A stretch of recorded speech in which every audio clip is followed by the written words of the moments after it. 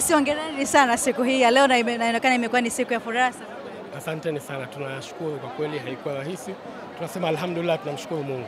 Imekuwa ni moment ya namna gani kwenu kuchukua ubingwa mbele ya Simba na ushindi mnono? Kwa kweli ni mechi ambayo ilikuwa na hisia nyingi sana, mechi ambayo ilikuwa na mambo mengi sana, mechi ambayo ilikuwa inabeba taswira nzima ya mchezo wa mpira wa miguu na ubora wa ligi yetu.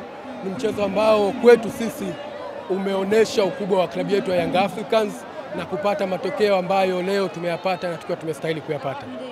Kwani umekuwa ni msimu wa namna gani? Ni msimu ambao ulikuwa mgumu. Ni mara chache imewahi kutokea ubingwa tukenda kuchukua mpaka mwisho wa msimu kama leo. Kawaida misimu yote iliyopita mitatu tulikuwa tunatangaza ubingwa mapema, lakini msimu huu kwa sababu ulikuwa ni msimu mgumu, lakini ni msimu ambao umeonesha ubora wa ligi yetu pamoja na mapungufu madogo ya hapa na pale, lakini ligi yetu imeendelea kuonesha iko bora. Leo tumepata mechi moja nzuri, mechi ambayo imesheheni kila aina ya ufundi, mechi ambayo imesheheni ubora wa mpira wa miguu Tanzania. Kwa heka ambazo tumezishuhudia kwa siku za hivi karibuni, unadhani mlikuwa mnafikiria jambo hili lingeweza kutokea?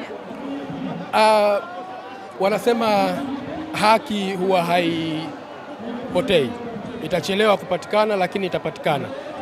Haki imeonekana na mpira wa Tanzania umeshinda, mpira wa Tanzania umefanikiwa, mpira wa Tanzania umeonesha kwa nini tumeendelea kuboreka kila msimu, na tunawashukuru wanachama wa Young Africans, wapenzi, mashabiki kwa kutuunga mkono, kwa kusimama nasi hatua kwa hatua, bega kwa bega hadi kufika leo katika mafanikio haya. Moment gani unaikumbuka zaidi msimu?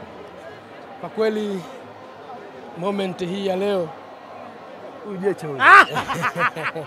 familia.